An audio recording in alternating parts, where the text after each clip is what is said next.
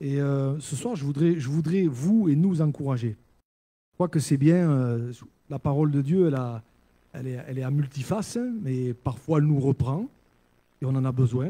On a besoin que la parole de Dieu nous reprenne, hein, mettre le doigt là où ça ne va pas. De toute façon, si on veut faire des progrès, il faut en passer par là. Donc des fois, le Seigneur met le doigt là où ça ne va pas. On se sent un peu repris. Des fois, ça pique un peu, mais gloire à Dieu pour ça. Ça prouve qu'il y a la vie, hein, gloire à Dieu.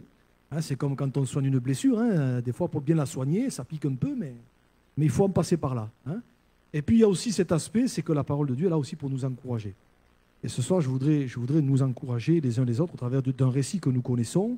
Je crois que c'est important parce que encourager, c'est important parce que souvent le découragement il rôde. Vous voyez, on est tous sujets au découragement. Tous, à un moment donné ou à un autre. Hein, et on peut avoir fait des expériences avec Dieu, on peut connaître la fidélité de Dieu, on peut connaître le Seigneur depuis 10 ans, 20 ans, 30 ans, 50 ans. Mais à un moment donné ou à un autre, au détour d'une situation, le découragement peut nous gagner. C'est pour ça qu'on a besoin de se laisser encourager. Et ce soir, je voudrais le faire au travers de cette histoire dans le livre de l'Exode, au chapitre 2. Et on va lire les 10 premiers versets. C'est ce fameux passage de la naissance de Moïse. Donc on va le lire ensemble. Il dit ceci, Exode chapitre 2, verset 10, verset 1er au verset 10. Il y a quelque chose en relisant ce texte sur lequel je ne m'étais jamais arrêté et qui m'a vraiment interpellé, je voudrais le partager avec vous. Il est dit ceci, un homme de la maison de Lévi avait pris pour femme une fille de Lévi. Cette femme devint enceinte et enfanta un fils. Elle vit qu'il était beau et elle le cacha pendant 3 mois. Ne pouvant plus le cacher, elle prit une caisse de jonc qu'elle enduisit de bitume et de pois. Elle y mit et le déposa parmi les roseaux sur le bord du fleuve. La sœur de l'enfant se tint à quelque distance pour savoir ce qui lui arriverait. La fille de Pharaon descendit au fleuve pour se baigner et ses compagnes se promenèrent le long du fleuve.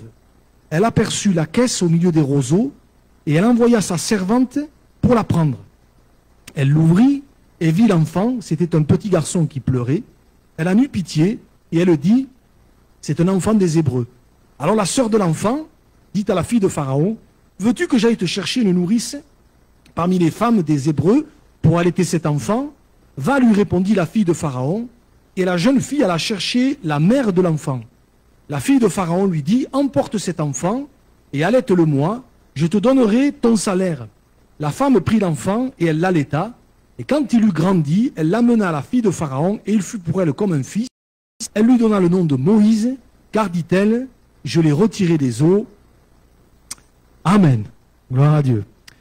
Alors, pour bien comprendre ce qui se passe ici, et pour bien comprendre ce récit, il faut d'abord le resituer dans son contexte. Ça, c'est comme toutes les histoires de la Bible. Hein, si on veut bien le comprendre, il faut bien resituer le contexte. Si vous regardez le chapitre qui précède, le chapitre 1er, vous vous rendez compte que les enfants d'Israël, les Hébreux, étaient maltraités. Vous trouvez ça dans Exode chapitre 1er, versets 7 et 8. Hein, les enfants d'Israël furent féconds, se multiplièrent, ils s'accrurent, devinrent de plus en plus puissants. Et puis la Bible dit qu'il y a un nouveau roi qui s'est élevé sur l'Égypte, et ce nouveau roi, il n'avait pas connu Joseph. Joseph, c'est celui qui avait été une bénédiction, non seulement pour sa propre famille, mais aussi pour l'Égypte. Et donc, il n'a pas connu Joseph, ce nouveau roi. Certainement, il a eu peur de voir un petit peu comment je vais dire ça, le fait que les Israélites se multipliaient. Certainement qu'on l'a peut-être poussé un petit peu aussi. Donc, il va martyriser, il va persécuter les Hébreux, quoi. Et la Bible nous dit qu'il va prendre un arrêté, il va prendre une décision terrible, celui de, à un moment donné, de faire mourir tous les enfants nés, les garçons, hein, les nouveaux-nés, voilà, chercher les nouveaux-nés mâles, de les faire tous mourir. Et c'est dans ce cadre-là qu'arrive un petit peu, dans ce cadre un petit peu dramatique, dans ce cadre un petit peu compliqué, difficile, c'est dans ce cadre-là qu'arrive la naissance de Moïse. Et la Bible nous dit que les parents de Moïse ont caché l'enfant. D'ailleurs, ça on le retrouve dans l'Épître aux Hébreux. On va l'afficher. Hébreux chapitre 11, verset 23. Il est dit, c'est par la foi que Moïse, à sa naissance, fut caché pendant 3 mois par ses parents, parce qu'ils virent que l'enfant était beau et qu'ils ne craignirent pas l'ordre du roi. Alors, nous on lit cette histoire-là. Les parents de Moïse qui ont caché l'enfant, mais je ne sais pas si vous essayez de vous imaginer un petit peu. pendant 3 mois cacher un bébé, ça n'a pas dû être simple quand même. Nous, on lit ça vite fait, là, comme ça, mais je sais pas, j'essaie de m'imaginer ça. Un nouveau-né, qu'est-ce qui se passe? Ça pleure, ça chouine, ça veut le bibi, ça, vous voyez? Et donc, pendant 3 mois le cacher, ben, ça a dû être une pression terrible, parce que autant la mère que, alors surtout la mère, mais le père aussi devait être sur le qui-vive pour qu'au moindre petit cri de l'enfant, vite, vite, vite, il fallait répondre pour pas que, ben, qu'il soit pris, quoi. Vous voyez? Et je sais pas si on se rend compte, mais les parents de Moïse ont frôlé la mort, là. Ils auraient pu mourir s'ils avaient été découverts. Non seulement l'enfant, le nouveau, mais les parents risquaient d'y passer aussi, vous voyez? Et ce que j'aime dans cette histoire, c'est ce qui va se passer quand la mère, et c'est là-dessus que je voudrais m'arrêter, quand la mère, la maman de Moïse, d'ailleurs elle s'appelait comment, vous vous rappelez? Comment elle s'appelait la maman de Moïse? Non, ça, Myriam, c'est la sœur. Elle s'appelait Jochébed. Jochébed, alors vous allez me dire où c'est que je trouve ça. Vous trouvez ça dans Exode chapitre 6, verset 20. Amran prit pour femme Jochébed, sa tante, et elle lui enfanta Aaron et Moïse. Voilà, donc le père s'appelait Amran et la maman Jochébed. Mais là où je voulais m'arrêter, c'est que la maman donc, va prendre cet enfant, on l'a lu, et elle va le cacher dans une caisse de jonc, et elle va le mettre sur le fleuve, sur le Nil. Alors là aussi, on lit ça vite, mais je me dis quand même, la maman, ça doit être compliqué. Hein. Imaginez une maman, il y en a là, hein, il y en a là. Vous mettriez, vous, votre enfant de 3 mois dans une caisse de jonc, sur un fleuve, sachant pas ce qui va se passer, ça a dû être un déchirement pour elle. Ça a dû être un déchirement. Et je crois qu'on a besoin vraiment de réaliser qu'il y a eu une protection de Dieu sur cet enfant.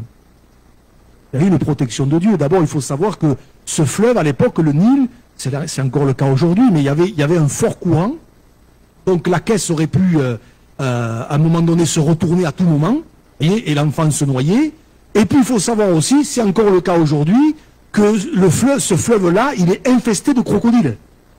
Infesté de crocodiles. Donc l'enfant aurait pu se faire manger, quoi. Vous voyez? Et voilà que elle le met sur ce fleuve, elle le laisse partir, sachant pas ce qui va arriver. Et il y a eu vraiment une protection de Dieu, vous voyez. Et ce qui m'interpelle, c'est que quelque part, quand on y réfléchit, mais Dieu va protéger l'enfant. Et là, il y a comme, on pourrait dire, le hasard fait bien les choses. Juste au moment où la fille de Pharaon sort pour aller se baigner, c'est à ce moment-là que, bon, ben, moi je crois que Dieu a dirigé les choses, je crois que Dieu a dirigé les courants, parce qu'il aurait pu être emporté bien plus loin ou ailleurs, ben, la caisse s'est prise dans les roseaux, à un endroit bien précis, juste à l'endroit où venait se baigner la fille de Pharaon. Alors on pourrait dire, c'est le hasard, mais moi je crois que c'était la protection de Dieu, déjà, qui était là, hein, et on le voit au travers de ce texte. Mais ce qui m'interpelle, et c'est surtout là-dessus que je voudrais m'arrêter, c'est sur ce qui se passe à partir du verset 7. Il est dit, la sœur de l'enfant, donc Myriam, s'appelait Myriam, on l'apprendra plus tard, hein, dit à la fille de Pharaon, veux-tu que j'aille te chercher une nourrice des femmes des Hébreux pour allaiter cet enfant? Et donc, bon, ben, on l'a lu, hein, elle va dire vas-y, et la sœur va chercher la maman, voyez? Et là, je me dis quand même, c'est extraordinaire de voir comment Dieu change le mal en bien. Parce que, j'avais réfléchi à ça, si vous aviez pensé à ça, c'est que maintenant, alors que jusque-là, elle se cachait, elle était obligée de se cacher, elle l'a fait pendant 3 mois pour protéger son enfant, pour ne pas qu'il meure, voilà que maintenant, elle peut s'en occuper en toute légalité. Ça, c'est quand même assez extraordinaire quand on y réfléchit. Elle n'a plus besoin de se cacher, puisque c'est une mission que lui a confiée la fille de Pharaon. C'est quand même dingue, quoi, de voir comment Dieu change le mal en bien. Vous voyez, comment Dieu est capable de renverser une situation. Mais plus fort que ça encore. Et c'est ça, j'avais jamais fait attention à ça. Quand la maman arrive, et que la fille de Pharaon va lui confier le petit, regardez ce qu'elle lui dit au verset 9. La fille de Pharaon lui dit, emporte cet enfant et allaite-le-moi. Je réfléchissais à ça, je me suis dit, le cœur de cette maman, il a dû battre comme pas deux. J'imagine la joie qui a dû être la sienne. Vous voyez, peut-être elle se disait, c'est incroyable, j'en reviens pas, comment Dieu a changé les choses, comment Dieu, vous savez, Dieu, j'allais dire Dieu est fort, quoi. Mais c'est vrai, quoi. Hein? Je sais pas si on réalise, Dieu est capable de faire de ces trucs. Hein? Des fois, on se dit, mais que les choses s'imbriquent bien, se goupillent bien. Il y a que Dieu qui est quelque chose comme ça, de faire en sorte que les choses s'imbriquent d'une manière extraordinaire. Et là, c'est extraordinaire. Elle ne pouvait pas s'occuper de l'enfant. Enfin, c'est pas qu'elle ne pouvait pas, c'est que... Et puis là, d'un coup, elle se retrouve en toute légalité, elle s'occupe de l'enfant, elle peut l'allaiter, etc. Et elle rajoute ça, et c'est ça que j'ai souligné dans ma Bible, parce que j'avais jamais fait attention. Elle lui dit, je te donnerai ton salaire. Et j'ai envie de dire, vous avez là ce que j'appelle la cerise sur le gâteau. Moi, je crois que Dieu est celui qui sait faire ce genre de choses. Il est capable non seulement d'agir dans nos situations, mais même parfois de mettre la cerise sur le gâteau. Parce que, ne serait-ce que le fait de se voir confier l'enfant qui était le sien, c'était déjà une grâce extraordinaire. Elle en demandait pas tant, peut-être même, bon, elle espérait, mais peut-être elle n'en espérait pas autant. Mais en plus, Dieu va mettre la cerise sur le gâteau. Il va faire infiniment au-delà de ce qu'elle pensait ou imaginait. Non seulement elle va s'occuper de son enfant, mais en plus elle va être payée pour le faire. Pas bon ça? Il n'y a que Dieu qui est capable de faire des choses comme ça. Et quand je relisais cette histoire, je me disais, mais finalement, quand l'apôtre Paul dit aux Éphésiens qu'il est celui, en parlant du Seigneur, qui est capable de faire infiniment au-delà de ce que nous demandons ou pensons, mais vous en avez la pleine réalisation dans l'histoire de la maman de Moïse, quoi. Vous voyez? Je suis convaincu qu'elle, tout ce qu'elle espérait, c'était retrouver son petit, ou au moins même si elle ne pouvait pas s'en occuper, d'espérer qu'il aille bien, qu'il soit en bonne santé. Pour elle, déjà, c'était top. Mais Dieu a fait bien plus que ça. Non seulement elle s'en est occupée, elle l'a allaité, elle l'a gardé pendant des années en toute légalité, ça, plus besoin de se cacher, mais en plus, elle a été payée pour le faire. Je te donnerai ton salaire. Et je crois que quelque part, il y a tout un enseignement pour nous là. Quelque chose d'important sur lequel je voudrais insister ce soir. C'est que, mon frère, ma soeur, c'est important de réaliser que pour celui qui marche dans la crainte de Dieu, c'est le cas de cette maman, de ses parents. On l'a lu, c'est par la foi que les parents de Moïse, voyant que l'enfant était beau, l'ont caché, ils n'ont pas peur du roi. Mais pour celui qui marche dans la crainte de Dieu, pour celui qui, malgré les difficultés qui sont là, eh bien, continue de vouloir s'appuyer sur Dieu, de vouloir faire confiance au Seigneur pour leur vie, malgré que ce soit difficile, eh bien, pour cela, il y a toujours, et il y aura toujours, à un moment donné ou un autre, un salaire ou une rétribution. Et vous comprenez bien, quand je parle de salaire, je ne parle pas d'argent. Hein? Mais il y a toujours une bénédiction. Pour ceux et celles qui, malgré les difficultés, continuent d'espérer en Dieu, continuent de s'appuyer sur Dieu, continuent de marcher dans la crainte de Dieu, continuent de vouloir faire la volonté de Dieu, continuent de vouloir s'appuyer sur Dieu, Dieu bénira toujours à un moment donné ou un autre. Alléluia. Il y aura toujours un salaire, il y aura toujours une rétribution, il y aura toujours une bénédiction. Il faudrait que ça puisse nous encourager ce soir, parce que le diable, lui, il viendra toujours nous susurrer à l'oreille, vous voyez, ce genre de choses, ça ne sert à rien. Arrête de croire que ça va changer, arrête de penser que la situation va retourner, arrête de pour toi ça sera différent, ça ne changera pas, ça restera comme ça va continuer à aller de mal en pis, vous voyez, et quelque part quand on cultive ça, on finit par couler. Vous vous rappelez, c'est un petit peu ce que pensait Asaph dans le psaume 73. Il va dire, c'est vrai après tout, ainsi sont les méchants, toujours heureux, ils accroissent leur richesse, ça ne sert à rien, vous voyez, il va même me dire, c'est donc purifier mon cœur et laver mes mains dans l'innocence. Autrement dit, il est en train de dire, ça ne sert à rien de marcher avec Dieu, ça ne sert à rien de lui faire confiance. Et c'est vrai que parfois, on peut se retrouver dans des situations où il y a de la pression, où c'est pas évident, des situations compliquées, que ce soit familial, que ce soit professionnel, que ce soit financier, ou tout un tas d'autres domaines, vous voyez, où on est là et on ne sait pas trop qu'est-ce qu'il faut faire. Et des fois, et même souvent, cette pensée de dire, laisse tomber, ça ne sert à rien, vient nous titiller. Alors si c'est le cas ce soir, j'aimerais nous encourager les uns les autres.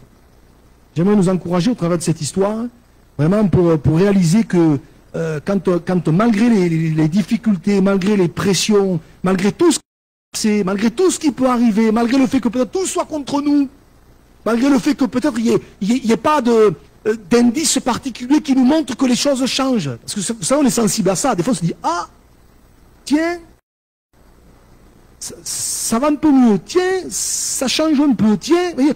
Alors quand c'est comme ça, ça nous encourage. Mais des fois, il n'y a rien. Il n'y a même pas le petit nuage de l'histoire d'Élie. On est là, il n'y a rien du tout.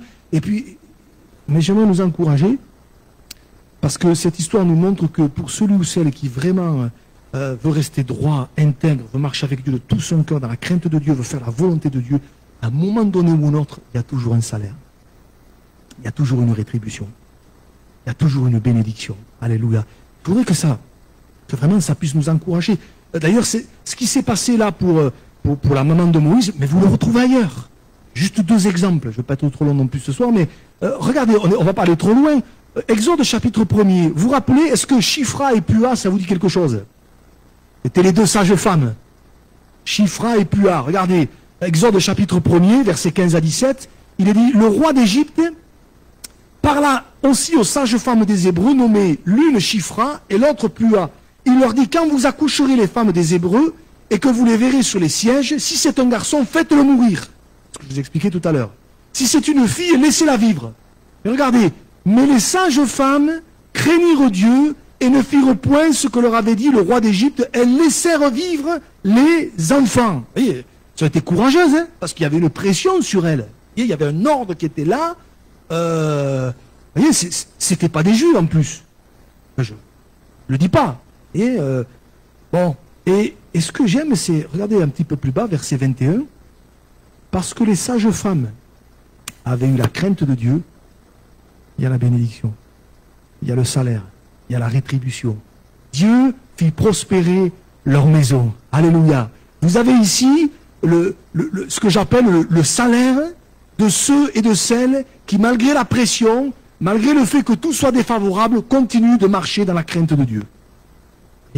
Ici, le salaire. Dieu a béni leur maison. Voyez. Et ce soir, je voudrais peut-être m'adresser à quelqu'un. Moi, je ne sais pas, peut-être à cause d'une situation, d'un problème ou d'un autre dans lequel on se trouve, peut-être on est sur le point de lâcher ce soir. Je ne sais pas.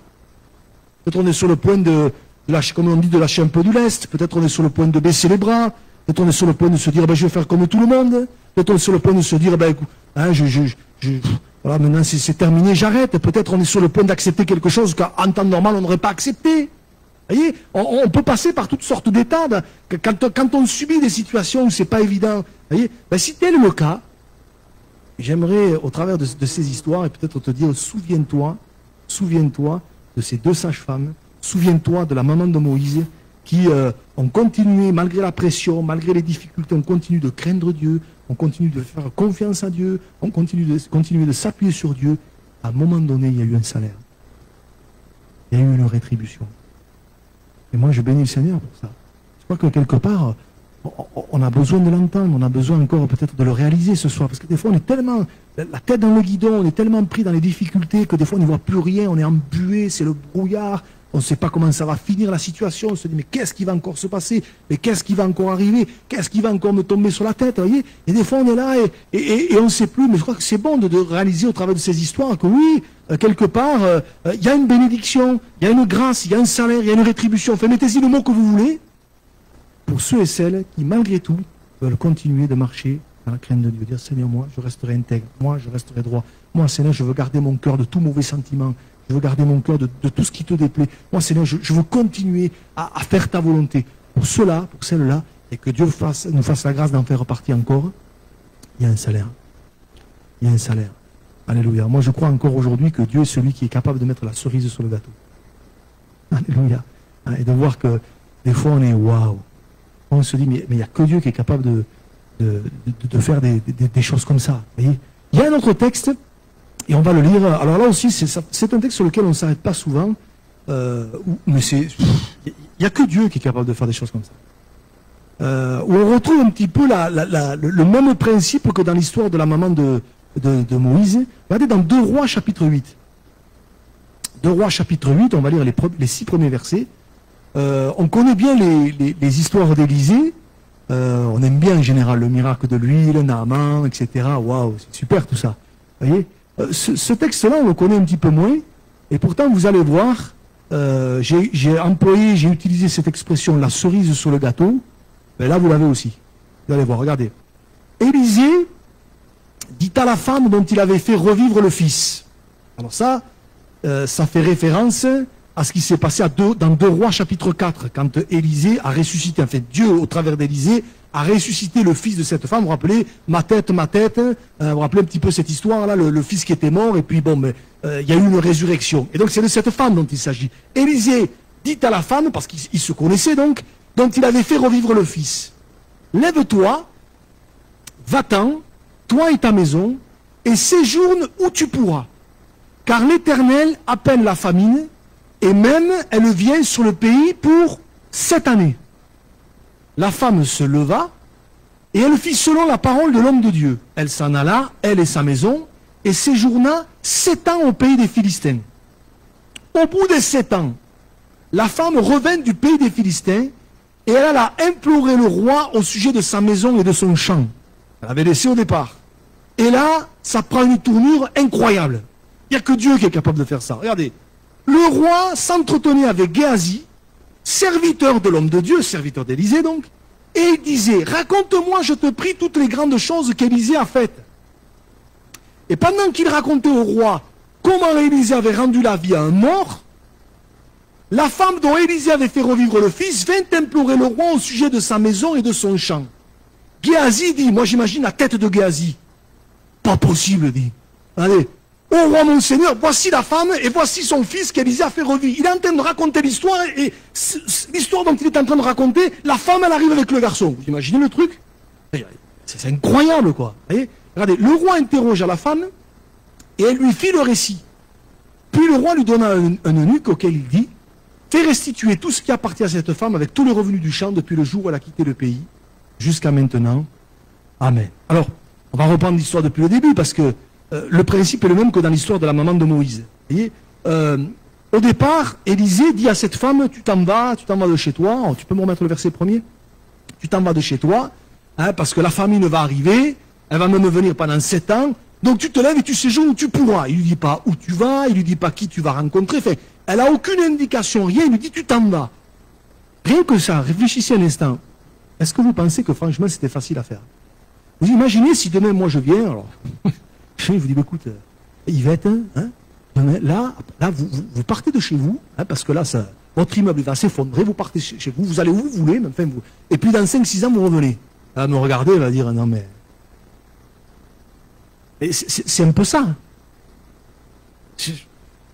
Cette femme, elle avait sa vie, elle avait ses habitudes, elle avait son cercle d'amis, elle avait ses connaissances, enfin, elle avait tout, quoi.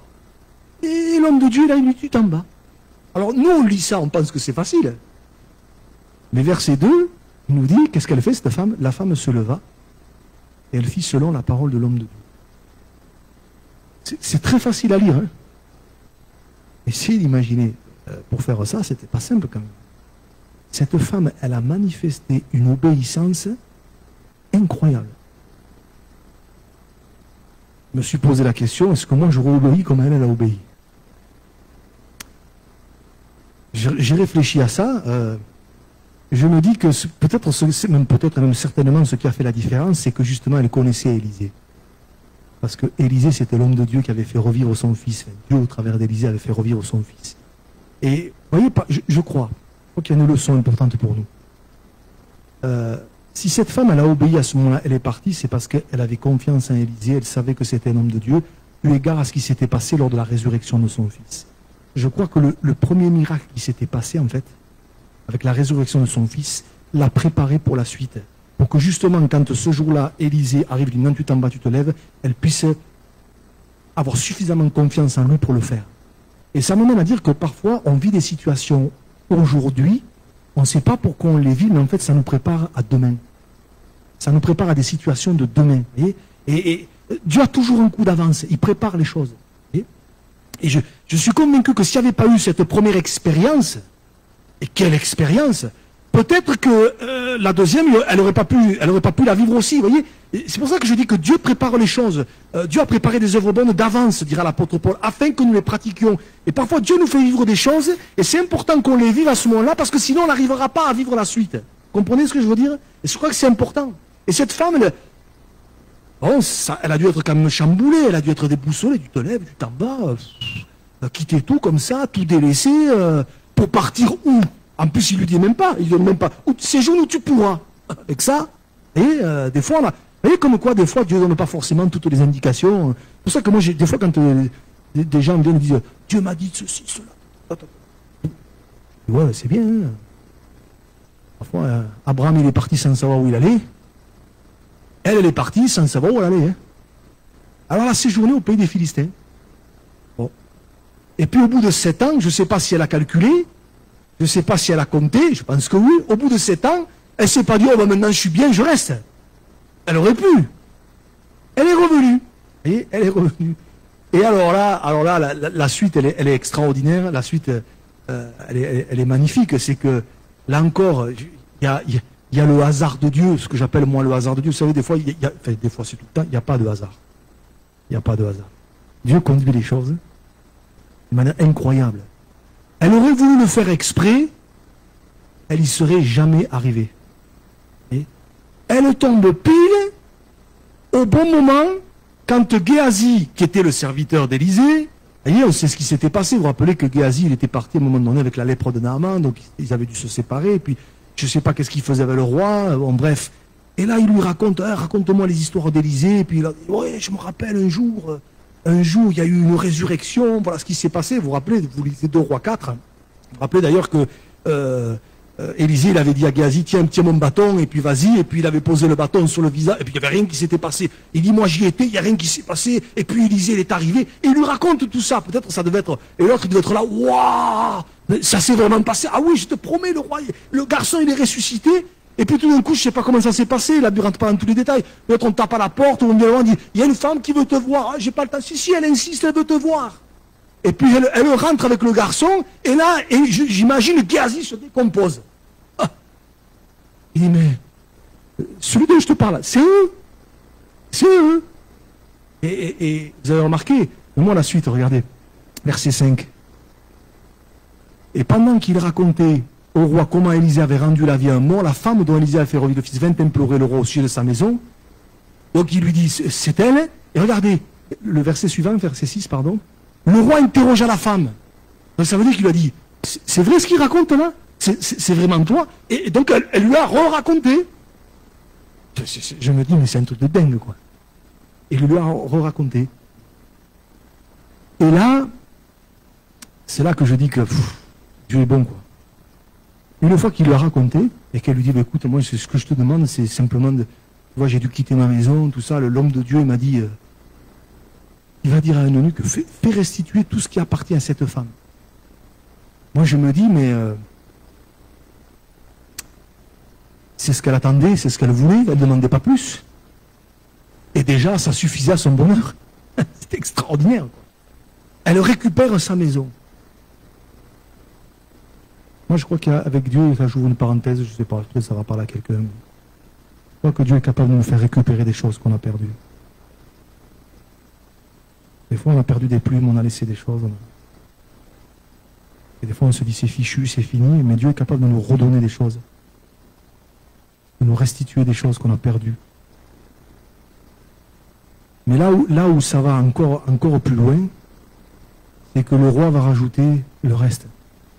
Et j'ai envie de dire, vous avez encore là la cerise sur le gâteau. Parce que cette femme, elle ne demandait pas plus finalement. Et il va lui dire, fais restituer à cette femme tout ce qui lui appartient. Et en plus, il dit, avec tous les revenus du champ, depuis le jour où elle a quitté le pays jusqu'à maintenant. Donc depuis 7 ans en arrière. Elle ne demandait pas ça. D'ailleurs, elle n'imaginait même pas, vous voyez. Et j'allais dire, Dieu met la cerise sur le gâteau, quoi. Non seulement elle récupère sa maison, mais elle récupère sa maison avec tous les revenus, tout ce qu'elle a perdu depuis 7 ans. Vous voyez, la cerise sur le gâteau. Et j'ai envie de dire, vous avez là le salaire de son obéissance. Le salaire de son obéissance. Au début, elle a obéi. Ce qui montre une chose, c'est que parfois on obéit au Seigneur, et sur le coup, ça ne nous rapporte pas grand-chose. Même on y perd. Elle a obéi, elle a perdu sa maison. Je ne sais pas si peut-être pendant ces 7 années, quelqu'un est venu habiter à la place. Je ne sais pas, la Bible ne le dit pas. Mais 7 ans après, elle elle récupère, elle fait quelque part tout ce qu'elle a perdu, et en plus, elle récupère bien plus que ça. Comme quoi, vous voyez, des fois, on obéit au Seigneur, et sur le coup, il n'y a pas de... On dit, ouais, ça m'a pas... J'ai pas gagné grand-chose, enfin, façon de parler, vous comprenez. Hein, et des fois, on dit, ben, à quoi ça m'a servi? J'ai obéi, j'ai fait ce que j'ai dit, et voilà, Et puis aujourd'hui, je me retrouve, c'est pas évident, c'est pas simple, j'ai voulu être droit, j'ai voulu être intègre, j'ai pas voulu magouiller, j'ai pas voulu tricher, j'ai pas voulu faire ce que tout le monde aurait fait, tout le monde me disait qu'il fallait faire ça, tout le monde me disait qu'il fallait que... Vous voyez, et moi j'ai dit non, et des fois, sur le coup, ben, ça nous a pas rapporté grand-chose. Des fois, même on nous a dit, tu vois, t'aurais dû le faire, toi, avec tes trucs de Dieu, là, avec tes trucs de chrétien, avec ta Bible, tout ça, tu vois. On connaît tout ça, hein. Et des fois, sur le coup, on se dit, ben ouais. Et le diable, il vient, il te dit, tu vois, tu ferais mieux de faire comme tous les autres, ne pose pas de questions, et vas-y, quoi, serre-toi, hein, et fais comme tout le monde. Cette histoire nous montre que, tôt ou tard, il y a un salaire, il y a une rétribution, il y a une bénédiction pour ceux qui choisissent de l'obéir. Même si c'est pas évident, même si sur le coup c'est dur, même si peut-être sur un moment, peut-être on n'a pas compris, mais il y a toujours un salaire. Il y a la cerise sur le gâteau. Et cette femme, elle a expérimenté finalement dans un autre contexte, dans une autre situation, dans une autre circonstance, elle a expérimenté la même chose que la maman de Moïse. Elle a eu plus que ce qu'elle demandait. Et à chaque fois, ben c'est la leçon spirituelle, elle est celle-ci, c'est qu'il y a un salaire, il y a une rétribution, il y a une bénédiction pour tous ceux qui marchent dans la crainte de Dieu, dans l'obéissance à Dieu, dans la fidélité à Dieu. Ils veulent dire, Seigneur, je veux faire ta volonté. Et malgré la pression, malgré peut-être les intimidations, ils disent, qu'importe, moi je choisis de plaire à Dieu. Pas facile hein, aujourd'hui, hein. C'est un combat. Je crois que c'est important de rappeler, il y a un salaire. Je ne parle pas d'argent, vous avez compris. Il y a une bénédiction, il y a une grâce particulière. Et Dieu se met un point d'honneur à mettre la cerise sur le gâteau. Alléluia. Alléluia. Peut-être un jour... On a vécu un truc comme ça à Rosetta, pareil. Un truc comme ça, dans une situation. C'est pour ça que je peux assurer que c'est vrai. C'est vrai, alléluia. Quand on choisit à un moment donné, Dieu est capable de faire des choses au bois. Et quand vous le vivez, vous êtes là, vous vous dites, c'est pas possible. Eh bien si. Eh bien si. Et peut-être ce soir, on est dans des situations où on ne sait pas comment faire. On vit tous ce genre de situation. On ne sait pas comment faire. Comment il faut faire, hein, ou comment il ne faut pas faire. Hein.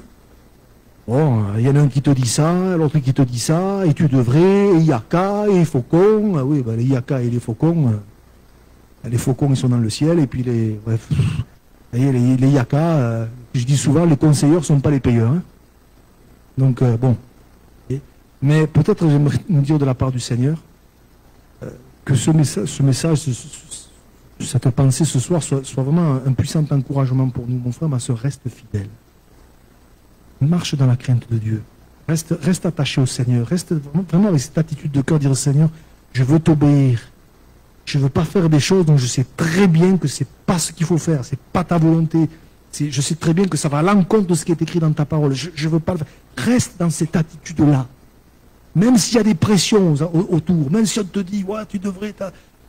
Reste dans cette attitude-là, parce que quelque part, il y a toujours une bénédiction. Alléluia. Il y a un salaire à l'obéissance, il y a un salaire à la crainte de Dieu. C'est un principe spirituel. Vous savez que la Bible, c'est un livre de principes spirituels. Quand je dis un principe spirituel, ce n'est pas des recettes de cuisine. Hein. Tu fais ça, tu mets tel ingrédient. Non, c'est pas dans ce sens-là. Mais voilà, le royaume de Dieu, il fonctionne selon des critères qui n'ont rien à voir avec le royaume du monde.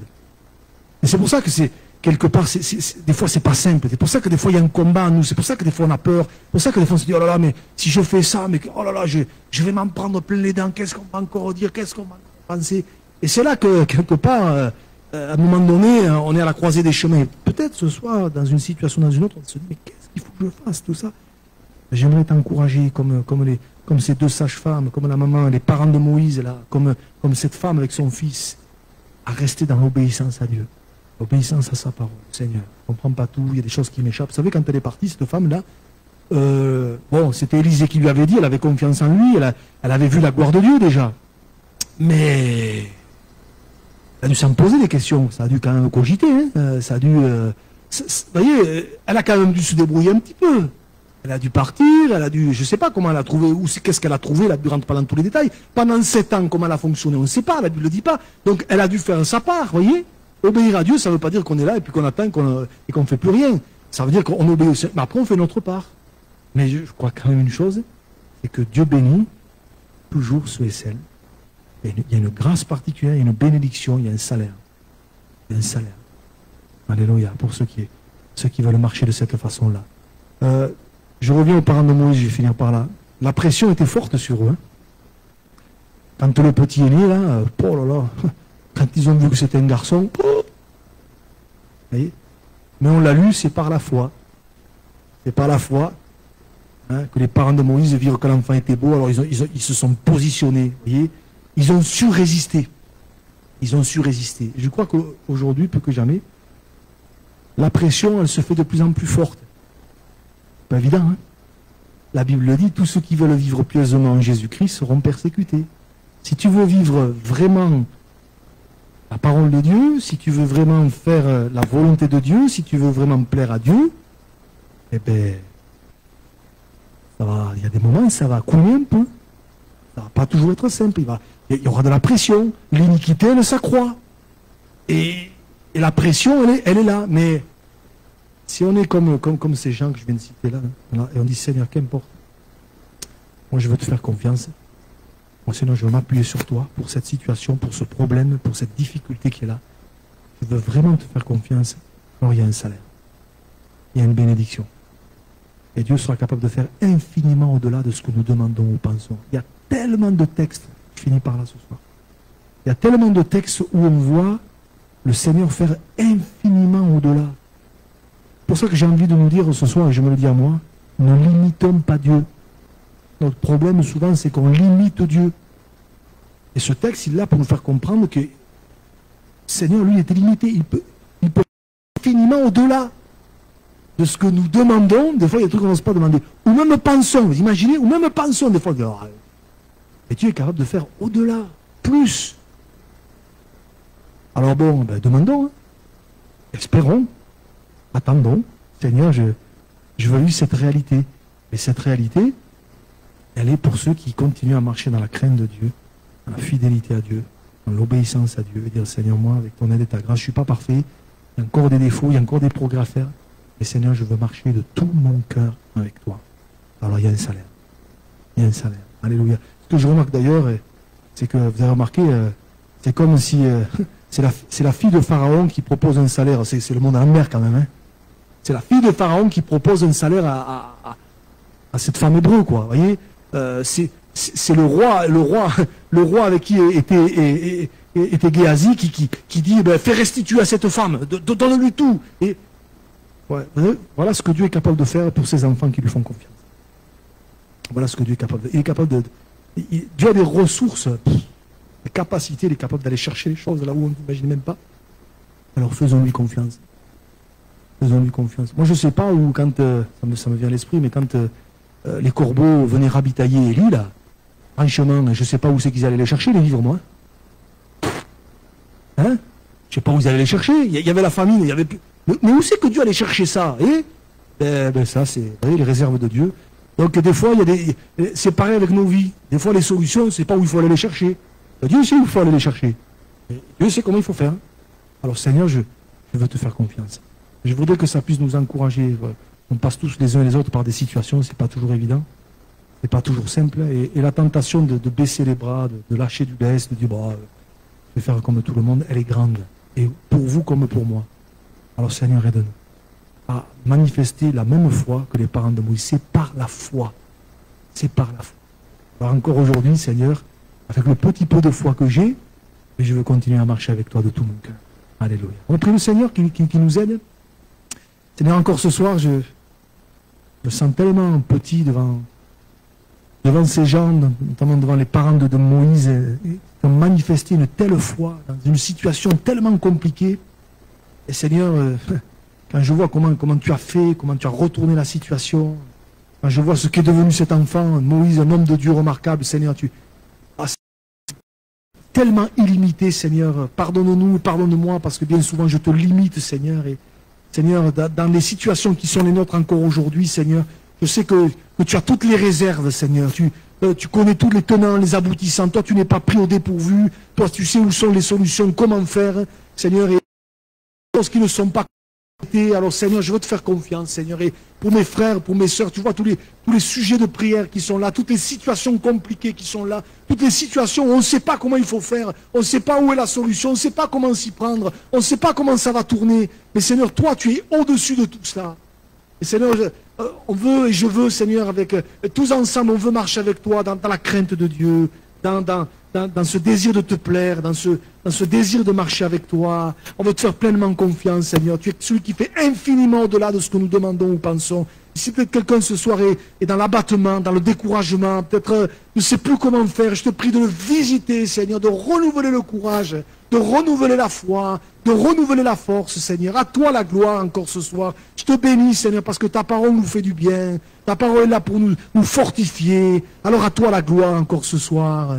Au nom de Jésus. Au nom de Jésus. Alléluia. Alléluia.